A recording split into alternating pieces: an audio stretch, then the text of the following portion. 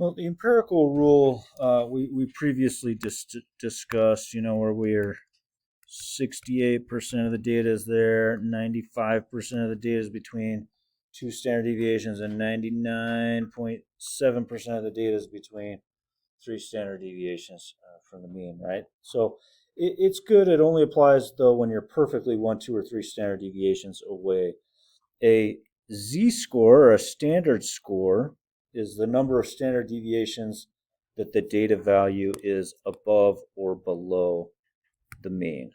Okay, so down here, this is displaying our z-scores. So a z-score of 0 is our mean. A z-score of 1 just means you're one standard deviation above the mean.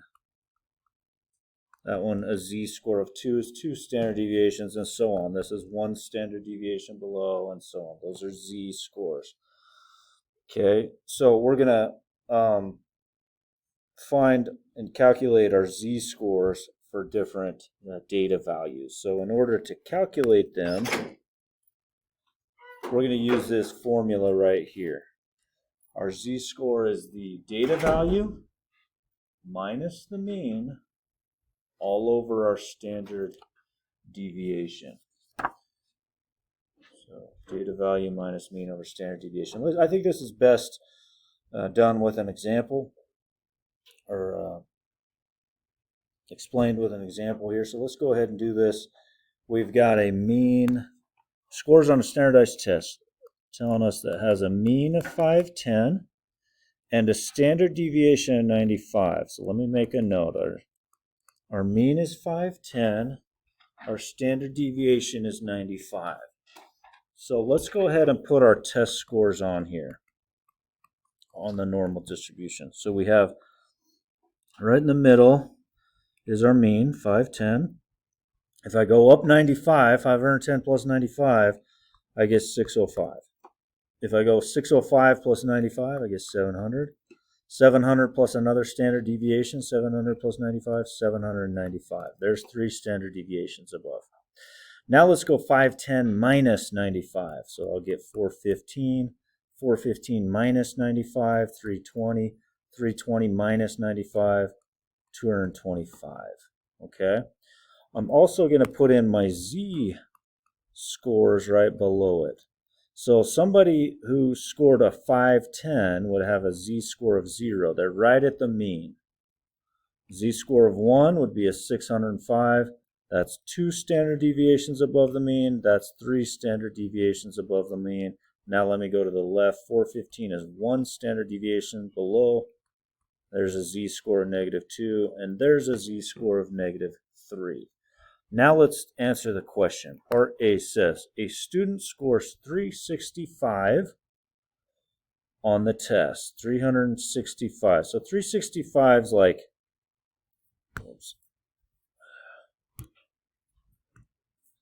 right here, right? 365 is about right there, between that 320 and 415, right? So we know we should have a z-score of -1 point something. So we're like 1 point something standard deviations below the mean, right? But let's find the exact value. What's your standard score? Well, the z-score, our standard score, is the data value minus the mean all over the standard deviation. So our z-score is, what did we score? What's the data value? 365 minus our mean. Our mean is 510. And I divide this by our standard deviation of 95. So our z-score ends up being 365 minus 510, negative whatever, over 95. That gives us -1.526315789. So approximately -1.53 if I round it to the nearest hundredth. So I'm 1.53 standard deviations below the mean, is again what this is saying. All right. Part B asks, what test score corresponds to a standard score of 2.2? So if somebody scores 2.2 standard deviations above the mean. Let's find where that's at. 2.2, that's about right in here, right? So here's a z of 2, so it's about 2.2 is about right in here. So it's going to be like 700 something. What's the test score, right? Like I want a z, if a z-score is 2.2, what's the test score? What's this test score, right? So again, it's going to be 700 something. Let's go ahead and figure it out. I got z equals x minus mu all over the mean. We know that the standard score is 2.2 standard deviations above the mean. We don't know the test score. We do know the mean is 510. We do know the standard deviation is 95. So we've just got to solve this equation. 2.2 equals x minus 510 all over 95. Working. All right, so we got to solve this here. Sorry, I'm blabbing there. I'm going to get rid of that denominator, multiply both sides by 95. And so I got 95 times 2.2. Let's see, what's that give me? 209. Remember, we're solving for x. X is our test score that gives us 2.2 standard deviations above the mean. Solve for the test score by adding 510 to both sides. So it looks like 719. So a test score of 719 is 2.2 standard deviations above the mean. All right, is what this is saying. All right, this next example for section 11.3 as lengths of trout in a lake are normally distributed. And this would be a really good you try it problem. If you want to pause the video, go ahead and fill in the trout lengths first and then your z-score second. So it says we have a mean of 13.2 and a standard deviation of 1.8 on these trout. So let's put the mean here in the middle, 13.2. If I go up 1.8, that'd be 15. 15 plus 1.8, 16.8. 16.8 plus 1.8, 18.6 inches would be 3 standard deviations above the mean trout length. Let's go down. 13.2 minus 1.8 would give me 11.4. Minus 1.8, 9.6, minus 1.8, 7.3. Our z-scores, or our standard scores, mean would be a z-score of 0. That's 1 standard deviation above, 2 standard deviations above, 3 standard deviations above, 1 below, 2 below, and 3 below. All right, we've labeled. Part A says draw and label the trout lengths. That's in blue. Part B, draw and label the standard normal distribution. That's in red. That's the z-scores there. So we did part A and part B. Part C, find the z-score corresponding to a fish that is 19 inches long. If the fish is 19 inches long, that's our data value. That's our x. So part C is saying find the z-score. Let me write our z-score formula. Find the z-score if the trout is 19 inches in length. Well, 19 inches length is like way up here, more than 3 standard deviations above the mean, right? So I'm expecting 3 point something for my z-score. So 19 minus the mean of 13.2, all divided by my standard deviation, which is 1.8. So that'll give me what, 5.8 divided by 1.8. So my z-score is 3.2 repeated. All right, so approximately, if I round it to the nearest hundred, 3.22. So 3.22 standard deviations above the mean. Really big trout, right, for this lake. A 19-inch trout. All right, part D.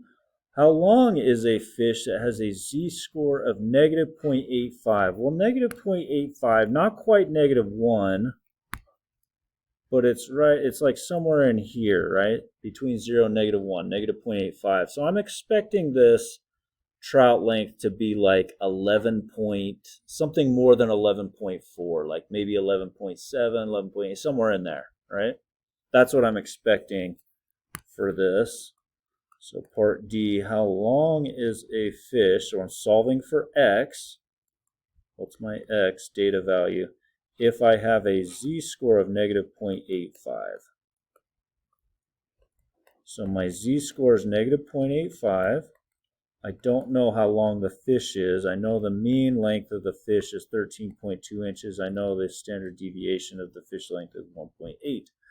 I'm now going to multiply both sides by 1.8 and 1.8. So I have 1.8 times negative 0.85 is negative 1.53. Now I'm going to add 13.2 to both sides. And so I have 13.2 minus 1.53. That'll give me 11.67. So 11.67, which makes sense, right? We knew it was 11 point something inches. Would be negative 0.85 standard deviations below the mean. So that's the trout length for a fish that is that far below the mean. Part E, draw the z-score. Draw the z-score from part C on your graph from part B. Okay, so we have part C, it was a 19-inch fish. Right here, that 19-inch fish which had a z-score of 3.22, right, was way up here, right, way above the mean there. Well, the question might be, why are we even going to the bother of calculating these z-scores? How are they helpful? Well, let's look at a couple examples here. First one, consider the data. You've got these mean of 510. All right, so we got the mean right there. Whoops. All kinds of issues, sorry. We got a mean of 510 right there in the middle. What percentage of students scored less than 510? Well, how much is below that? And hopefully you say 50%, right? Scored less than 510. 50% of the students scored less than 510 because 100% of the data is below the normal curve, right? In other words, this is a z-score of 0. 1, 2, 3, negative 1, negative 2, negative 3. 50% are below 0, right? Well, what if I said instead of that 650? What about at 650? Well, this makes it much more difficult, and you don't have the, this is not right on 1, 2, or 3 above the mean, or 1, 2, or 3 below. So the empirical rule is not helpful. Well, it would be, you could use the empirical, I shouldn't say you can't, but it's pretty awkward, right? So if we had a list of the test scores, we could count them, and anyways, we could do a bunch of work on that. But we're going to come back to this and make this a much easier question and answer. Okay, so if you have a z-score, if you know what this z-score is, right, so it's a z-score of 1 point something, then what we're going to do is we're going to use what's called a z-table and look up that z-score. Let's say it's, I don't know, 1.2, for example, okay? Then there would be 88.49% of the data would be below that. 88.49% of the students scored less than 650 is what that is saying, okay, on our table. Now, I gave you guys a full-on data table that goes to hundreds, And so I'm going to use that. I'm going to reference that data table instead of that abbreviated one that I just looked at. But let's go ahead and do this problem and answer this question now with the data table. All right, let's go ahead and fill in our bell curve here. We have a mean of 510. We got a standard deviation 95, 510. These are our test scores. Go up 95, 510 plus 95, 605, 605 plus 95, 700. Whoops. 700 plus 95, 510 minus 95, 415 minus 95, 320 minus 95. Now let's put our z-scores in. That's a z of 1. That's 1 standard deviation above, 2 standard deviations above, 3 standard deviations above, and so on. These are z-scores. Okay. Now we want to know the percentage of students that scored less than 650. So let's find our 650. Our 650 here is about right there. Would be a 650 score, right? So it's like a z-score of 1 point something. We'll find what that z-score is in just a second. We want to know the percentage of students that scored less than that. Oops. Okay, and our z table will tell us that. So we're going to look it up. But the first thing is we got to find the z-score. So number one, what's our z-score? In other words, in this case, how much are you above the standard deviation with a score of 650? Well, we scored 650. The mean is 510. Standard deviation is 95. So we get a z-score of 1.473684211. I'm going to round that to the nearest hundredth. So 1.47 rounding to the hundredth. And then I'm going to look on my handout that I gave you guys, posted in my Open Math. So let me pull that up. And so these are z-scores below. Notice on the left-hand side, these are all negative, right? Okay, not negative. I want positive ones. It was 1.47. Okay, here's 1.4, but I got to go 1.47. I got to add on 0.07, so I'm right here. That's my 1.47. So 0.92922. Let me go back.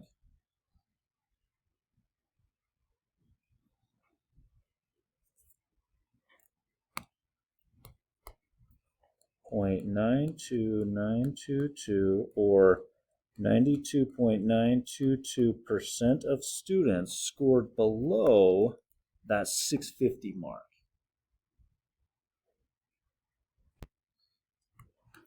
So 92.922% of all test scores were less than 650.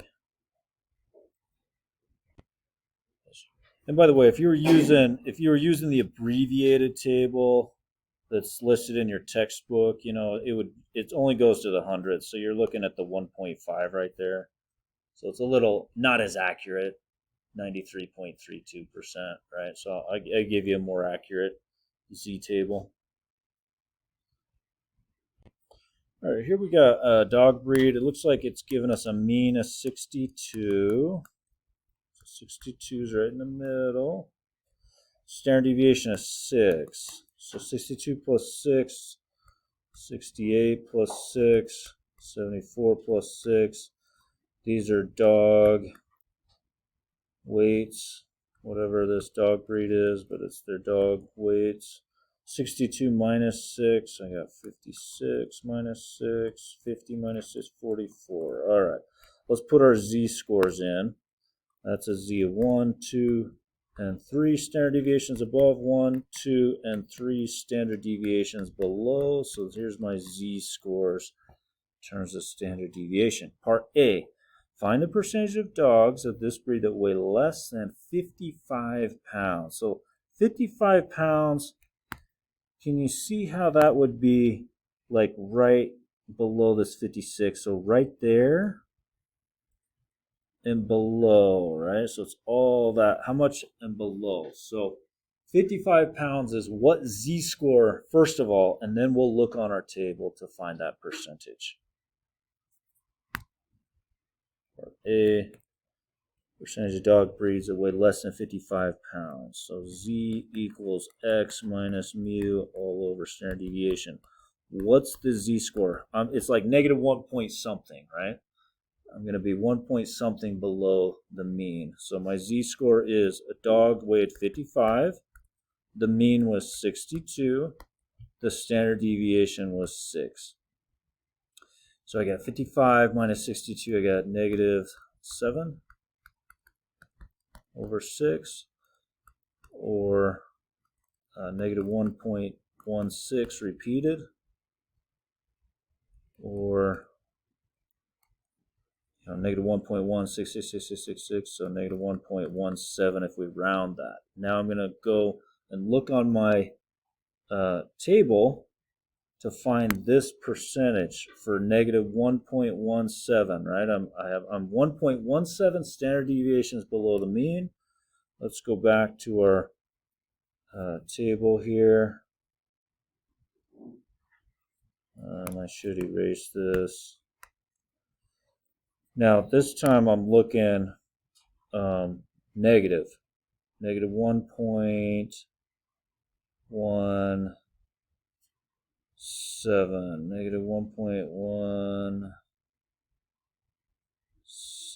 There's the 7. Here's the 7 column right there. Negative 1 column over here. So it looks like 0.121. So right there, negative 1.17, 0.121. So 12.1%. Bless you. So 0.12100 or 12.1% or below, right? Let's go ahead and write that. So 12.1% of this dog breeds weigh less than 55 pounds. Okay. All right, let's do part B.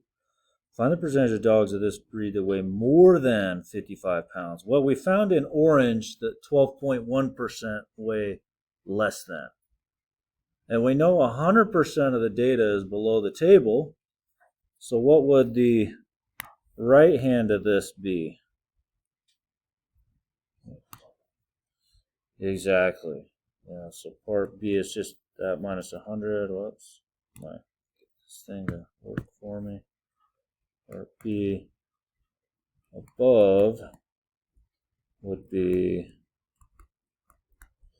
100% minus that 12.1%.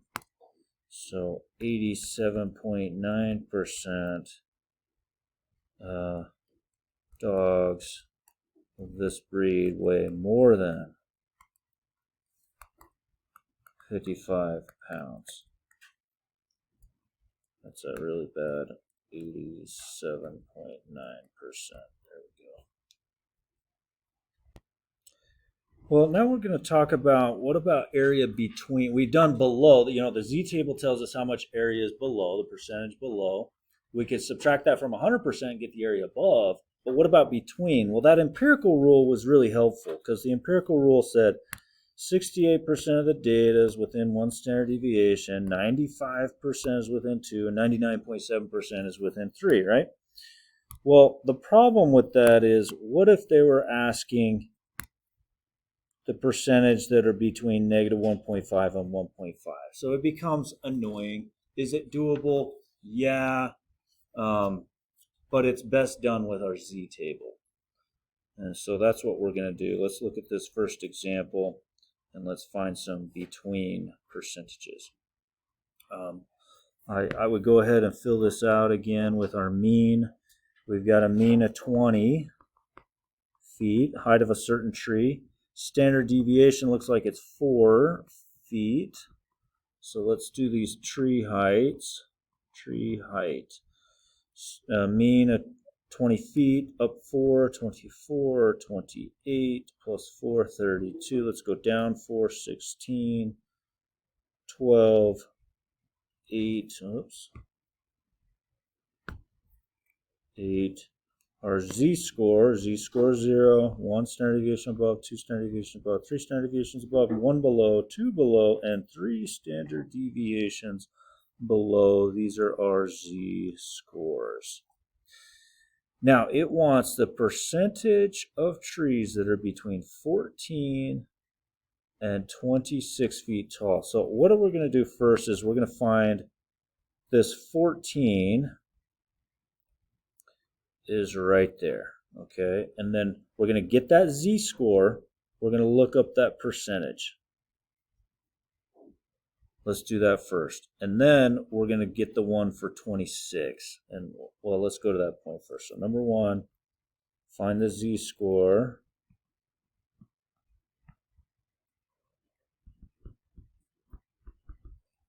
For a tree that is 14 feet tall.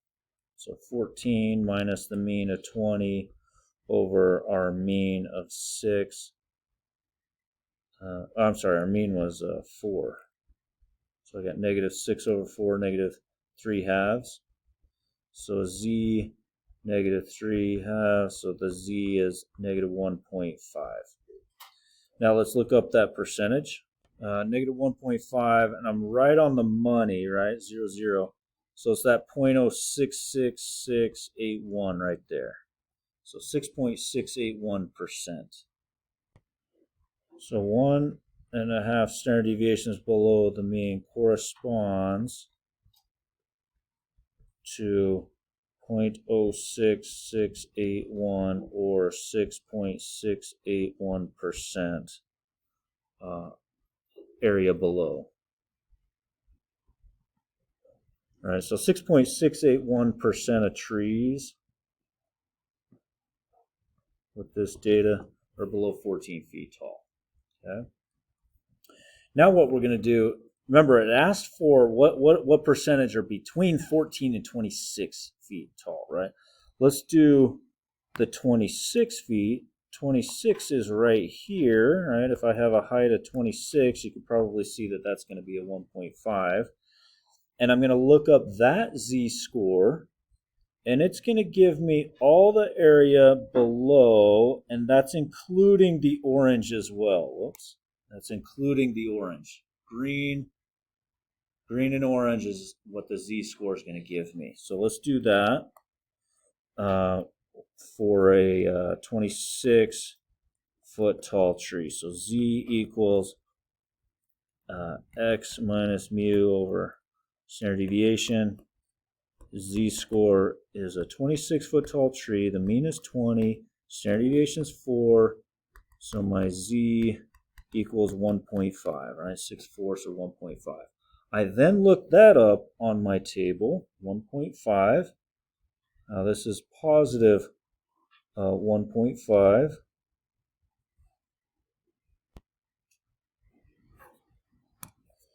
It's positive 1.5. So let me go to my positives. Where's my positives? Down here. 1.5, and it's right on the money, 1.500, right?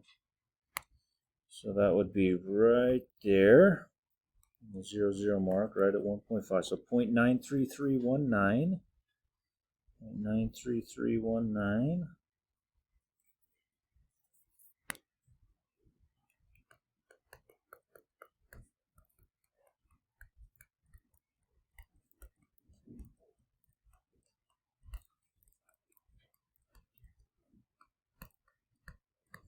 All right, so 93.319% of trees are below 26 feet tall, right?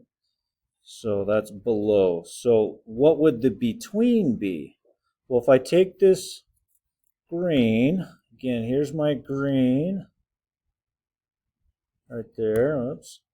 And then I erase my orange, so green minus orange leaves me with my between in black. Whoops, this thing keeps trying to erase that on me. So green minus orange. So between 14 feet and 26 feet would be green area minus orange area, which was 6.681%. So the between area ends up being 86.638%. So 86.638% of trees are between 14 and 26 feet tall. All right, this is, again, a great problem to make it a you try problem. If you want to pause the video, you try it. You've got a recovery time with a mean of 7 days. Standard deviation 1.8 days. Go ahead and start filling it out first and answering those questions. All right, hopefully you filled out the table here. Part A is saying, what's the probability of spending less than 9 days in recovery? Well, 9 days is like right here. So it's like 1 point something standard deviations above. So I got to find that z-score, and then it's going to tell me all this area below. Oops. Okay, so let's go ahead and do that. That's part A. What's my z-score? 1 point something. Let's see. 9 days in recovery. The mean is 7. Standard deviation was what was that? 1.8. So I got 2 over 1.8. So my z-score is 1.1 repeated. So 1.11. That's what I'm looking up on my table, and that'll give me this area probability of spending less than 9 days in recovery. So let's go ahead and look up 1.11 on our table here. Let me erase this here. Okay, 1.11. I gotta, so 8.86650. 0.86650. 1.11. Let's go back. 0.86650. So 86.65% is the probability of spending less than 9 days in recovery. 86.65% probability of spending less than 9 days recovery. Part B now wants us, how about more than 4 days in recovery? Well, 4 days would be, let me do it in red here. It's like negative 1 point something. It's about right here. It would be, you know, it's between 3.4 and 5.2. So when I look it up on the Z table, it's going to give me the area below. But remember, we want it above. Right, so like let's say that's 15% or something. I don't know what it is, but it's going to be 100% minus 15%. Right, so whatever that red is, 100 minus that, that'll be more than, because we want all of it up here. Right, oops, we want all that up there. So let's go through the more than part. More than 4 days. Let's find the z-score for 4 days. So we got 4 minus our mean, 7 over 1.8, our standard deviation. So our z is negative 1.6 repeated. So negative 1.67. Negative 1.67. Let's go ahead and look that up on our table. Negative 1.6. Okay, here's my negative 1.6. I gotta add in 7, so I'm down here. Over here, okay, right there, 0.04746. 0.04746. So this is 0.04746. 4.746% is below. So a Z of negative 1.67, or a 4 days in recovery, so 1.67 standard deviations below the mean, would be a probability of 4.746%. Would be less than that. We want more than 4 days, not less than. So we want above it, right? If I did it in black up there. So 100% minus 4.746%. So we have a 95.254% or 95.3% probability of spending more than 4 days in recovery. Now let's do the last part, part C. Now it's asking, what's the probability of spending between them? So let's look back up here. Green, remember green was all this green right here and below. So green and the red, right? Oops, green and the red.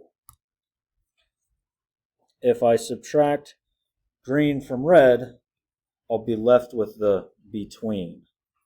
So I take the green, which includes the red, I subtract out my red, I'm left with what I want between them. So 86.65 minus 4.746 would be the between them.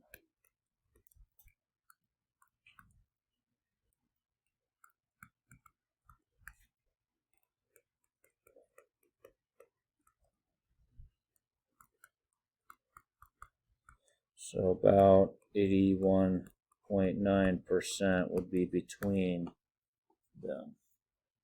Between 4 and 9 days in recovery, right? Probability of being in the hospital between 4 and 9 days. Well, thanks so much for watching. I'm taking notes. See you next time.